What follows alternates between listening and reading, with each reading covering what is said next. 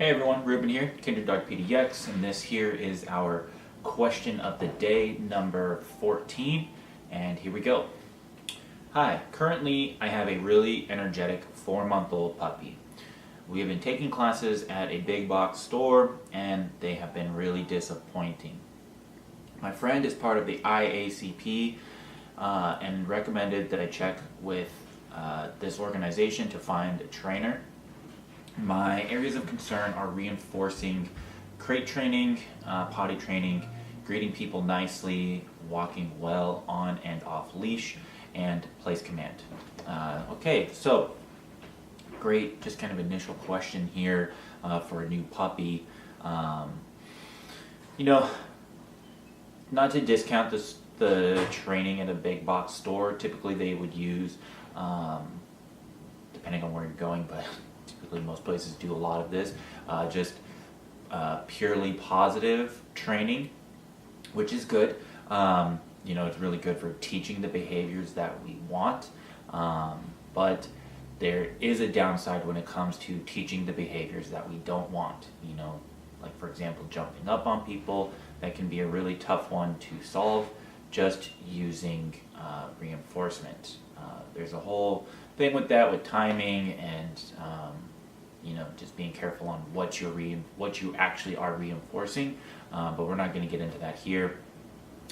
So I'm sorry that it's not been a very good experience for you. However, I'm glad that you asked the question, and you have a friend that's on the IACP. So for anyone who's not familiar with that, the IACP is the International Association of Canine Professionals, and that's actually a really good place to find a trainer. There's a lot of balance trainers on there. There's groomers. There's therapy dog training. There's all kinds of stuff on there, and it's the International Association of Canine Professionals. We are a part of that.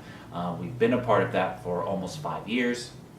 But yeah, that is a great place to start, in just your search for a trainer. And so your areas of concern is reinforcing crate training, potty training, greeting people nicely, walking well on the leash and off leash, and place command. Those are all really good goals. We have a bunch of free training videos on our website for how to tackle crate training, potty training, but like the potty training can be helped with the crate training. So, your dog is crate trained, they spend time in their kennel, they learn how to hold their bladder, which in turn makes it so they can stay in their kennel longer and not use the bathroom there. Same thing with place command. Place command is also going to be really helpful in teaching your dog how to hold it, for a period of time. Greeting people nicely. A lot of this stuff too comes back to, we want to teach the dog like leash pressure, teaching them how to respond to the leash. That would be really helpful in, teaching the dog how to turn away from something. So if they're greeting someone, they're smelling them, being able to respond to the direction of the leash, when I give that direction, it's crucial to help keep those introductions short and sweet. So what I mean by that is, what you don't want to do is, first off, you don't want to just let your dog run up to the people, because they could make the bad choice and jump on them. So we want to be a part of that conversation as much as possible. And to do that, we should have the dog on the leash. And typically what we would do is it's not really about like correcting the jumping right away. It's like, let's see how we can facilitate just a better greeting in general. So we would have the dog on a leash, and I might walk them up to the person, let them smell for a couple of seconds, and then I would walk them away from them. So the dog's smelling, and then I might like good and yes them away. Those are our markers. Definitely you would want to teach those before getting into this, but the idea would be they smell, and then I bring them away, good. So I'm teaching them, this is how you introduce people. You smell them, and then you come away. If we stay there and linger for too long, the dog could end up just getting too overexcited, and then eventually jump, and then we would have to correct that. And so we can actually, like I said, facilitate a better experience, but that doesn't even happen. You know, the dog keeps 4 legs on the floor, they smell, we can good them, walk them away and feed them. You know, that's going to help teach them, like, oh, when I smelled like this, they walked away and I got food. Okay, you know, we teach the dogs with all their daily meals. We have other videos that go into that, but that's how we would start with the greeting the people. But before that, even, we would have the dog doing things like place command in front of these people. You know, you have a 4-month-old puppy. What they really need to be focusing on at this point is existing around the people. All too often, puppies, we like throw them into this mix way too soon, and they let their kind of just puppy rambunctiousness get the best of them. And so we actually, what we want to do is actually teach them how to ignore these people. So first we want to even just get coexistence, right? So the first thing we would do is teach them place.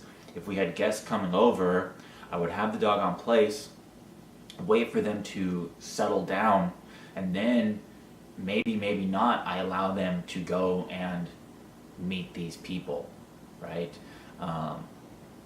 With puppies, it's really important to socialize them to the world. So it's not just about getting them around a bunch of people and around a bunch of dogs. It's socializing them to the environment that's around them, how to ignore the environment. You know, they're not having to interact with the environment at every stage. You know, that's how you get an anxious dog. A dog who doesn't know how to settle, has to be on alert and like try to figure out what all this stuff is. When I tell them to go to place and not to worry about them, what I'm saying is exactly that. You don't have to worry about them. Trust in my leadership that I'm going to keep you safe. You don't have to worry about these people. And you know, we can pick and choose the proper you know, the good people that are going to help us with our dog. You know, like I said, they don't have to meet every single person and every single dog to be quote unquote socialized.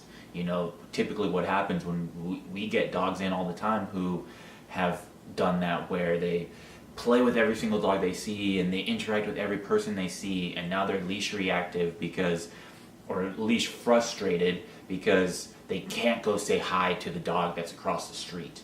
You know, because every interaction they've had is always about play. And so you can do a lot with just getting them out and just being in the environment without actually having to interact with it. Okay? You know, walking well on off leash. Now all that stuff just takes practice. You know, we would definitely recommend prong collar and e-collar training for both of those things. They just are very good tools in, again, facilitating what you want, you know, and it just makes it easier for you. Let's see. Yeah, you know, that's all we got here.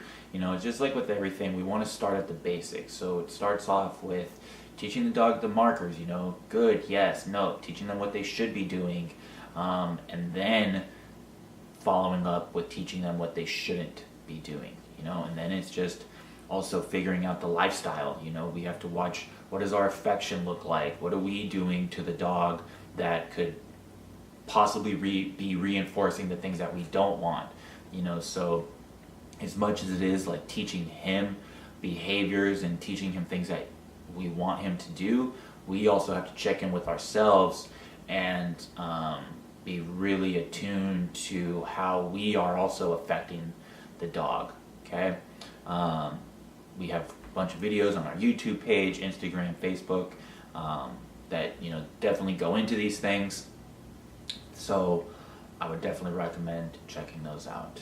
So, well, that's question 14. As always, you know, check us out on Facebook, Instagram, YouTube, and subscribe. We'll see you next time.